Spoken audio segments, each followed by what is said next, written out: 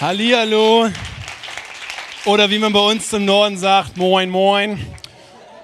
Kleiner Geheimtipp, wenn ihr mal da oben seid, eigentlich heißt das nur moin. Ja, moin moin ist bei uns schon gesabbelt, also ein Wort schon zu viel. Hey, so schön hier zu sein. Ich möchte euch kurz danken. Ihr habt so eine schöne Atmosphäre hier. Leute, die mich aufgenommen haben. Der Simon hat mich Freitag schon abgeholt, durfte ich schon kommen, bei seiner Familie übernachten. Ich wurde hier heute Morgen in Empfang genommen. Ich konnte gar nicht aussprechen, was ich brauchte und mir wurde schon gebracht. Also ihr baut hier so Kingdom Culture. Deswegen gibt doch allen Leuten, die jeden Sonntag hier Gottesdienste bauen, einfach mal einen Applaus dafür, was hier gebaut wird.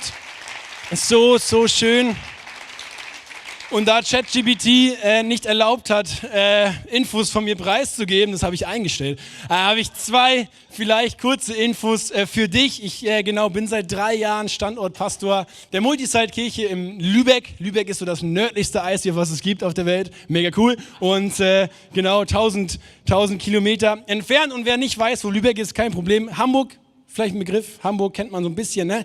Irgendwo zwischen Hamburg und Dänemark.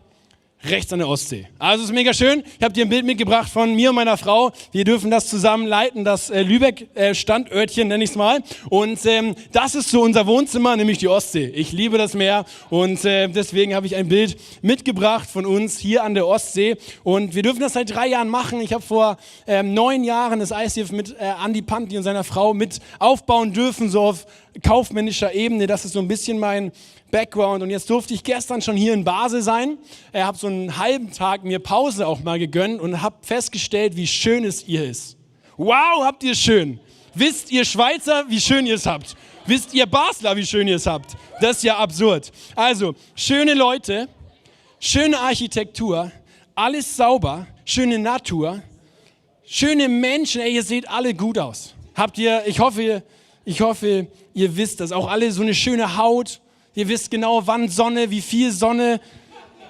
Und ich bin da am Rhein lang gelaufen, von jung bis alt, alles top gekleidet. Und ich glaube wirklich, den Touri in Basel erkennt man daran, dass er schlecht gekleidet ist. Also ich glaube wirklich, der Basler sieht fantastisch aus. Und wir reden über Gleichnisse heute. Gottes Reich erklärt in Gleichnissen. Und ich glaube, wenn die Bibel heute nochmal geschrieben worden wäre, würde da stehen, Gottes Reich ist so schön, ist wie Basel. Okay, also ihr habt's hier einfach wunderschön. Starten wir rein. Ich durfte den Matthias, euren Leadpastor, kennenlernen in einem Teaching, was er mir gehalten hat, über theologische Spannungsverhältnisse, in denen wir uns befinden. Vielleicht kennst du die Bibel etwas näher und es ist dir auch schon mal aufgefallen. Die Bibel spricht davon, dass Jesus Lamm und Löwe ist. Dass er ein Gott ist, der liebt und eifersüchtig ist. Dass er Gott und Mensch zugleich ist. Er ist König und Diener, Richter und Erlöser. Also viele Dinge, wo wir sagen, sowohl als auch. Und ich glaube, diese sowohl als auch Haltung brauchen wir, wenn wir Gleichnisse der Bibel anschauen. Warum? Es ist immer eine Bildsprache. Ihr habt schon von den Senfkörnern die letzte Woche gehört, von den Ackerböden. Aber es ist auch eine klare Sachebene meistens drin.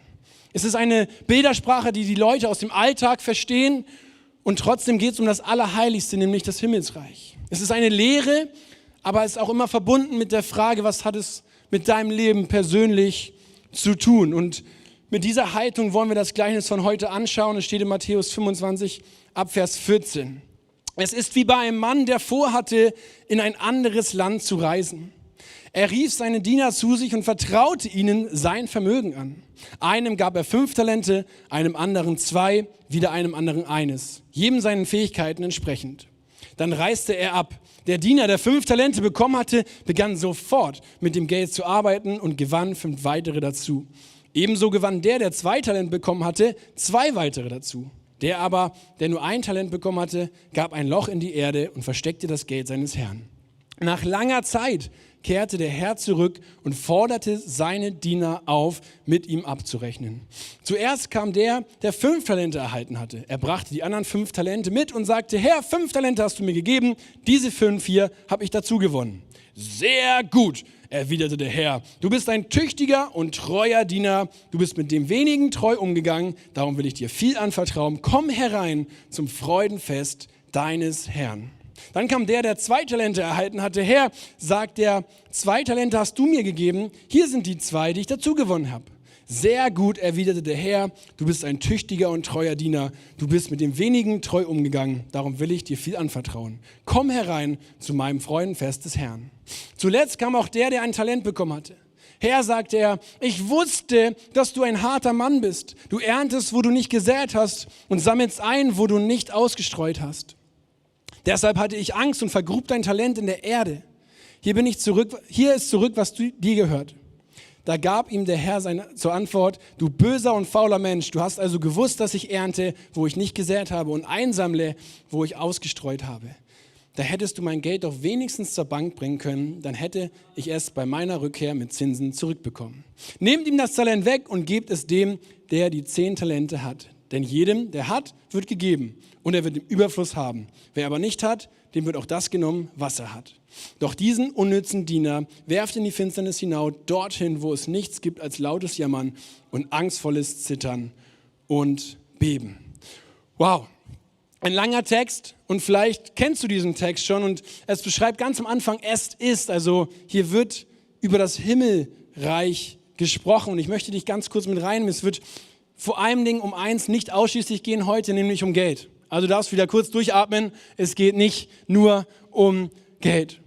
Aber vielleicht kennst du diesen Spruch, oder eigentlich ehrlicherweise steht es in der Bibel, wir sind nicht von dieser Welt, aber in dieser Welt. Und vielleicht kennst du das, wir wollen so als Christen den Himmel auf die Erde holen. Also macht es mega Sinn eigentlich zu überlegen, wie tickt denn der Himmel? Und genau das wird uns hier beschrieben. Ihr seid in dieser wunderbaren Serie Kingdom Parables, Gottes Reich, wie es wächst, wirkt und alles verändert. Mein erster Punkt, Gottes Reich wächst, weil er zuerst gibt. Im Vers 15 lesen wir das. Er vertraute ihnen sein Vermögen an, jeden nach seinen Fähigkeiten. Das ist doch schon das erste Erstaunen in diesem Gleichnis. Ein Herr, kennen wir vielleicht, ein König, dass er alles haben will, dass ihm alle Macht zentralisiert zur Verfügung steht. In diesem Gleichnis ist es ein Herr, der delegiert, der vertraut, der abgibt. Heutzutage würden wir es vielleicht als Schwäche auslegen. Ganz im Gegenteil, es ist die Strategie vom Reich Gottes zu geben. Was fällt weiter auf? Gottes Reich wächst eben nicht durch Zentralisierung. Gottes Reich wächst durch Verteilung und Gott behält nichts für sich, was er uns geben kann. Er ist großzügig mit uns Menschen, mit Gaben, mit Zeit, mit Einfluss, mit Möglichkeiten. Und das liebe ich auch am ICF Movement, dass wir das genau versuchen umzusetzen, indem wir mehrere und viele Kirchen gründen, weil es genau, glaube ich, ein Herzschlag von Gottes Reich ist, sich nicht zentral auf eine Machtposition zu setzen und zu konzentrieren, sondern nach draußen zu gehen. Und der doch was über Geld hören möchte, kleiner Lifehack, hier, glaube ich, sagt die Bibel schon, dass Diversifizierung eine gute Option ist. Okay, was fällt noch auf? Die Verteilung. Jetzt könnte man sagen, hey, der Letzte bekommt nur ein, ist mega unfair.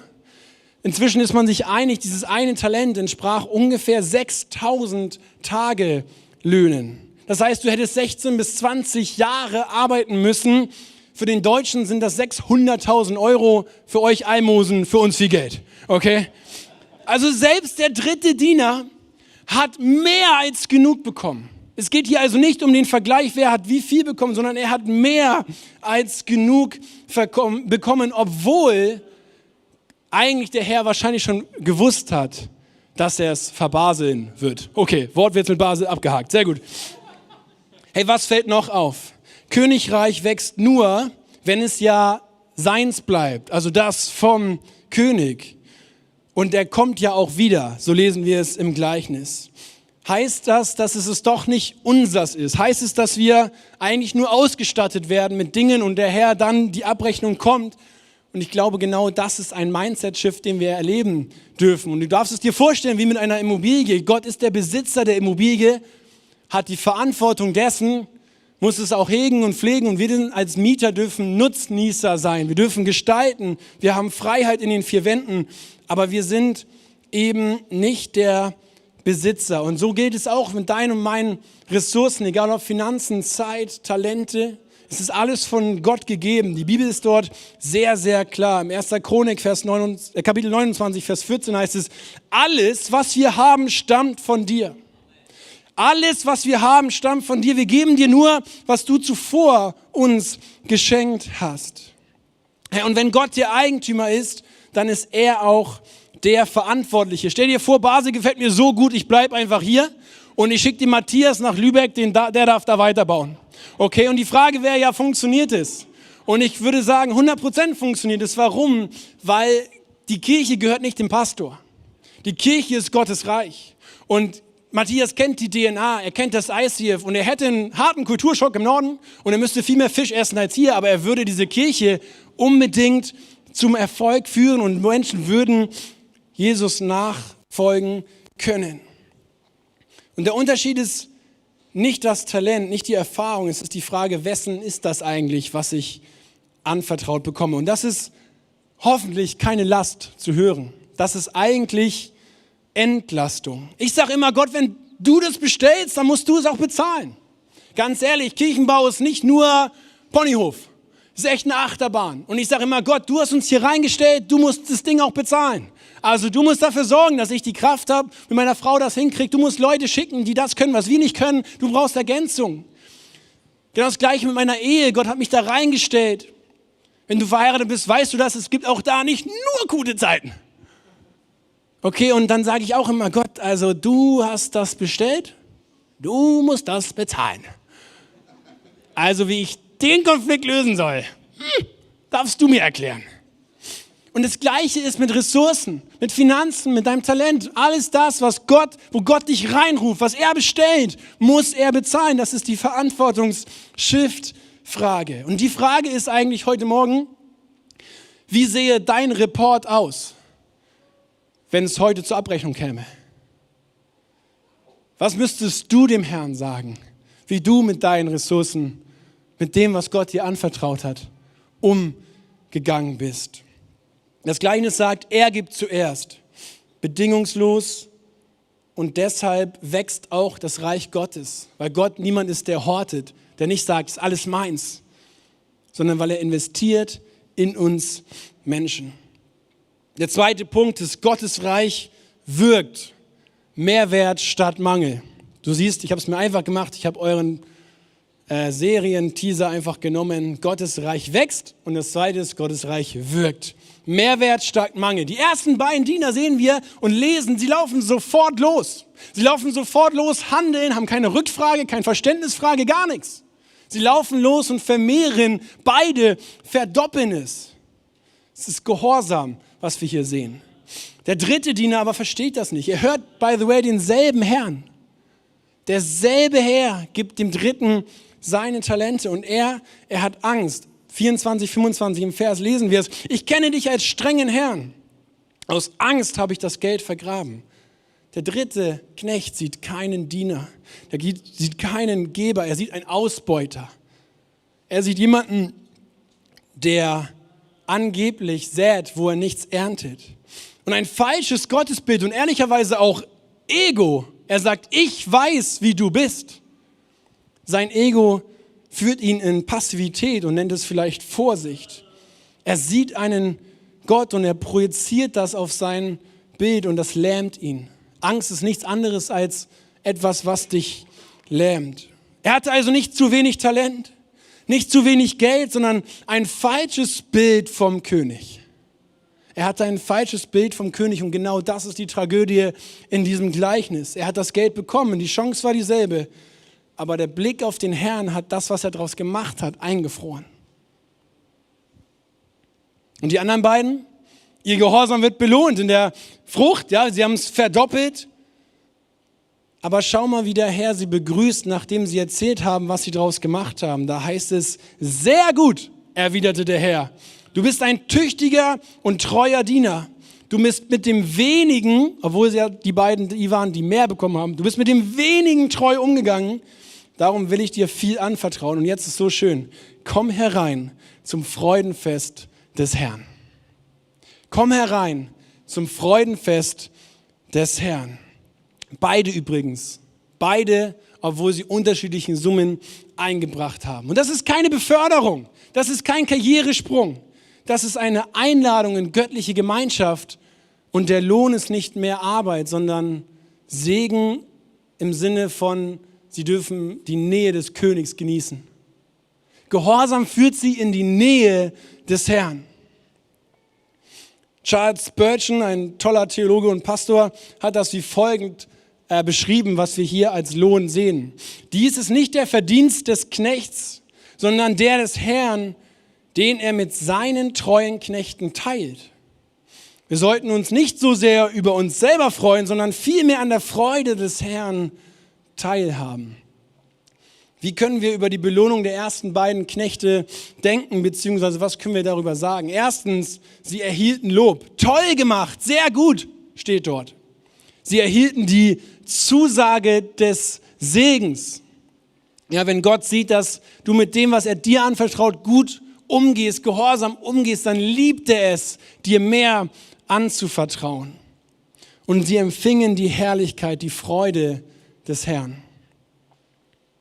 Reich Gottes wirkt durch Menschen und nicht anstatt Menschen. Und das ist die Gnade des Evangeliums. Gott könnte alles auch ohne uns, aber er macht es mit uns, weil er uns liebt und weil er es liebt, mit uns den Himmel auf die Erde zu holen und dass das Königreich wächst und wirkt. Er mag es, er liebt es, wenn die Kirchentüren aufgehen, die Säle voll sind. Warum? Weil er weiß, dein Herz bekommt einmal mehr heute näher an Gottes Königreich ran. Weil du hier stehst im Worship, weil du göttliche Gemeinschaft genießt, vielleicht auch, weil du irgendwas aus der Predigt mitnimmst. Weißt du, er liebt es, wenn Gottes Reich wirkt. Warum Mehrwert statt Mangel? Weil es nicht darum geht, dass Hauptsache wir irgendwie erlöst sind. Es geht nicht darum, irgendwie kurz den Himmelseintrittsschein zu holen. Es geht darum, das, was uns anvertraut wurde, so sorgfältig und göttlich zu gebrauchen. Einen Mehrwert zu generieren, damit das, was in dein Herz schon gepflanzt worden ist, in anderen Herzen emporwachsen kann. Dass wenn du eine tolle Pflanze bist, dass du Saat nimmst und weiterpflanzt, damit wir wachsen im Königreich. Und ich möchte mit einem Missverständnis aufklären, was dieses Gleichnis ehrlicherweise gerade bei uns Christen oft mit sich bringt. Das Gleichnis wird manchmal gelesen als Gott will, dass du und ich reich werden. Leg deine Kohle an und schau, was mit passiert. Aber das muss man euch Schweizern, glaube ich, nicht sagen. Aber darum geht es gar nicht. Es geht um so viel mehr in diesem Gleichnis. Wenn der Herr am Ende sagt, komm zu meinem Freudenfest herein. Komm herein zu meinem Freudenfest. Dann beschreibt Jesus damit das Himmelsreich. Und es wird auch beschrieben mit dem jüdischen Wort Shalom. Shalom bedeutet Frieden Gottes. Und Shalom und der Friede Gottes ist ein ganzheitliches in deinem Herzen sein. Friede ist nicht die Abkehr von nervigen Umständen. Friede ist, dass wir in allem, wo wir sind, Gott als Versorger haben und wir wissen, dass er wirkt und sein Reich wächst, wenn wir uns ihm zur Verfügung stellen. Ganzheit, Shalom, göttlicher Friede heißt, alles ist an seinem göttlichen Platz. Nichts fehlt, nichts ist kaputt, Beziehung, Körper, Seele, Geist, alles in Ordnung. Auch deine Finanzen, Gemeinschaft. Wir dürfen in Fülle erleben. Paulus beschreibt es im Römer so, das Reich Gottes ist Gerechtigkeit, Friede und Freude im Heiligen Geist. Das ist das, wo die Knechte geradezu eingeladen werden, nachdem sie gehorsam waren. Friede, Freude und Gerechtigkeit im Heiligen Geist, das ist genau dieses Shalom, dieses ganzheitliche, wovon im Himmelsreich gesprochen wird. Das heißt, wir dürfen das in Anspruch nehmen. Es steht dir und mir zu.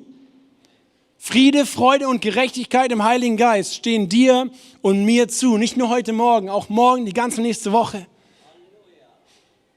Und das ist so viel mehr als ein Kontostand. Friede und Shalom Gottes ist so viel mehr als ein Kontostand. Es ist ein Zustand in deinem und meinem Herzen. Und in diesem Gleichnis geht es nicht um Reichtum, es geht um Wohlstand. Und Wohlstand ist auch Teil dieses ganzheitlichen, göttlichen Shalom. Und ich mag dir kurz den Unterschied erklären. Reiche fragen, wie viel habe ich? Der Wohlstand fragt, was bewirke ich damit? Reiche vertrauen auf Geld, Wohlhabende vertrauen auf Gott. Reiche verdienen, um zu gewinnen, Wohlhabende verdienen, um zu dienen. Und das ist Shalom. Nicht Anhäufung, sondern investieren in Menschen, in Herzen. Und wir, du und ich, wir sind gesegnet, um ein Segen zu sein. Nicht um zu sammeln, sondern um beizutragen. Und ganz ehrlich, das müssen wir lernen.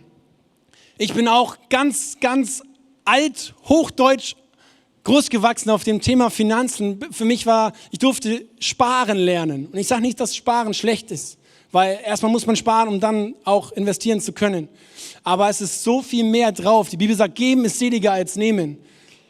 Ich darf inzwischen ab und zu, ruft uns Gott so rein, einfach Menschen mit Finanzen zu versorgen. Und es ist jedes Mal eine Challenge, bin ich ehrlich mit dir. Aber es ist so schön zu sehen, was ehrlicherweise in meinem Herzen passiert. Was die Person mit dem Geld macht, sei mal dahingestellt. Aber was in meinem Herzen passiert, ich habe so viel mehr Shalom in meinem Herzen, wenn ich das gebe und gehorsam bin, was Gott mir aufträgt. Frage ist, welches Bild von Gott friert dich gerade ein? Welches Bild ist vielleicht auch falsch? Gott wird mich bestrafen. Perfekt dargestellt ist, dass selbst wenn wir mal schlechte Erfahrungen gesammelt haben, wir tendenziell eher auf den beruhen, statt den Herrn anzugucken. Hier ist das Bild oder das Video von den Flöhen. Flöhe werden in ein Glas gesetzt. Der Deckel fest verschlossen. Sie springen immer wieder nach oben, doch jedes Mal prallen sie gegen die harte Grenze. Nach unzähligen Versuchen geben sie auf. 3 Tage später wird der Deckel entfernt. Doch die Flöhe springen nicht hinaus. Sie könnten es, doch für sie existiert die Begrenzung noch immer. Auch ihre Nachkommen springen nicht höher. Nicht, weil sie es nicht können, sondern weil sie nie erfahren haben, dass mehr möglich ist. So wird Trauma weitergegeben. Unsichtbar, aber wirksam, über Generationen hinweg. Yes. Und ich glaube, wir Menschen sind manchmal wie Flöhe. Durch irgendeine Erfahrung springen wir halt nur noch so hoch, bis es damals irgendwie funktioniert hat. Und wir sind so gebunden an den Deckel, der vielleicht gar nicht mehr da ist. Deswegen ist die Frage, was limitiert dich? Weil am Ende geht es eigentlich darum, zu wissen, von wem das alles kommt.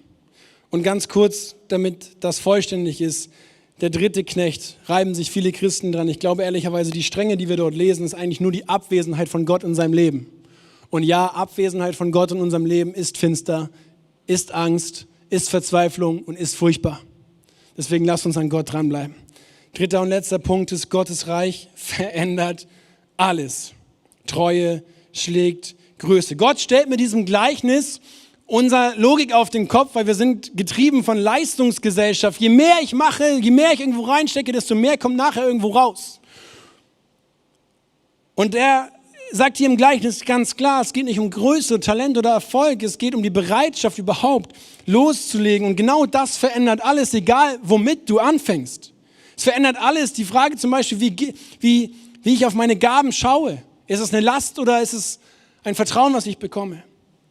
Wie ich auf meine Angst schaue. Ist es Schutz, nicht loslegen zu müssen, oder ist es eine Lüge gegenüber Gott? Wie ich auf meinen Alltag schaue. Ist jeder Tag ein anvertrautes Talent? Und wenn Gott der Eigentümer ist, dann hat er mir das anvertraut. Und er sagt in dem, dass er dir die Dinge gibt, ich vertraue dir. Ich vertraue dir. Du bist im Ebenbild Gottes geschaffen. Glaub nicht, dass du zu klein, zu unqualifiziert, zu was auch immer bist, damit du gehorsame Schritte gehen kannst. Gott hat dich in seinem Ebenbild geschaffen. Im 1. König, Kapitel 10, Vers 9 lesen wir, weil er sein Volk unendlich liebt, hat er dich zum König gemacht. Wir dürfen Könige und Priester sein.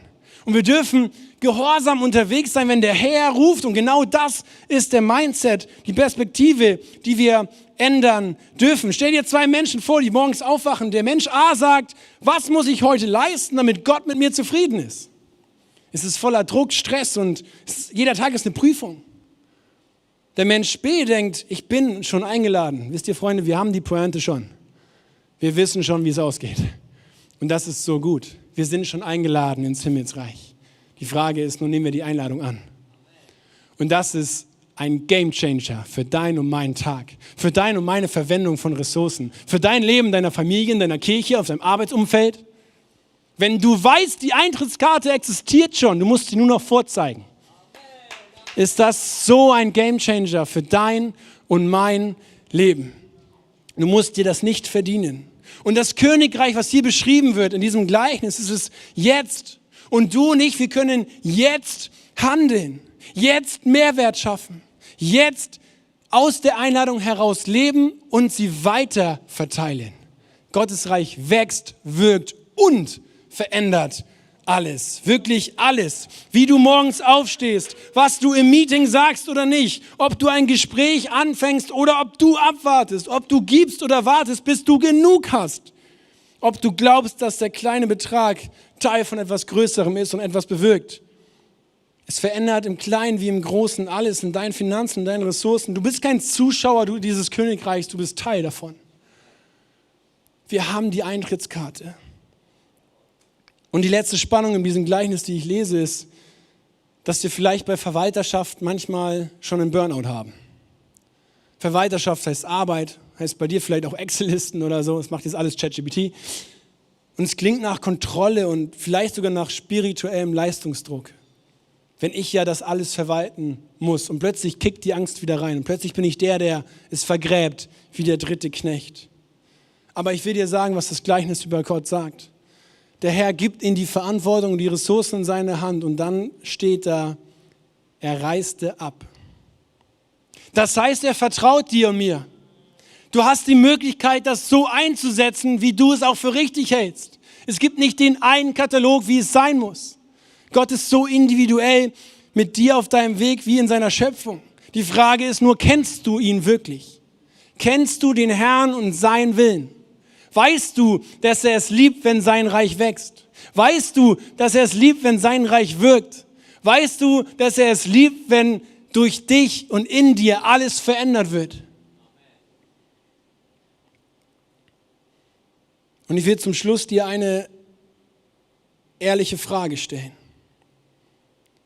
Was willst du säen, um was zu sehen? Was willst du säen? Welche Talente hat Gott dir gegeben? Welche Ressourcen hat Gott dir gegeben? In welcher Situation, Ausgangslage bist du gerade? Und bist du derjenige, der erst 38 Rückfragen hat? Aus Angst vielleicht nicht handelt? Oder bist du schon der im Gehorsam lossprintet? Es ist ein Gleichnis mit 3 Dienern und einem König und einer Abrechnung. Und anders als im Sales sagt Gott nicht, hier ist deine Prämie, hast du gut gemacht. Er sagt, komm zu meinem Fest. Komm zu meinem Freudenfest. Das Fest des Reich Gottes in seiner Fülle und das ist das, worauf wir zulaufen dürfen als erlöste Christen. Und wir haben so einen Vorgeschmack. Und deswegen habe ich am Anfang auch betont, wie schön es ist, was ihr hier alles auch baut als ICF Basel, weil das ist ein Stück Himmel auf Erden zu holen. Und das ist, was Leute anzieht, die vielleicht noch nie in der Kirche waren. Ich werde es nie vergessen, ganz am Anfang in unserer Startup-Phase, wir hatten einen Raum, wo so eine Treppe hochkam und vielleicht kennst du das auch von hier, wir haben diese Welcome-Schilder, da steht herzlich willkommen, schön, dass du da bist, fühl dich wie zu Hause, all der ganze Kram. Und die Frage ist ja, steht's da oder meinst du es? Und wir haben die Frau begrüßt und hey, ist so schön, dass du heute da bist. Und sie stand vor mir und hat sofort angefangen zu weinen. Und dann dachte ich, das wird jetzt spannend. Und dann sagte sie, krass, weißt du, ich war jetzt 30 Jahre in verschiedenen Kirchen. Und nie hat mir einer zur Begrüßung gesagt, schön, dass ich da bin.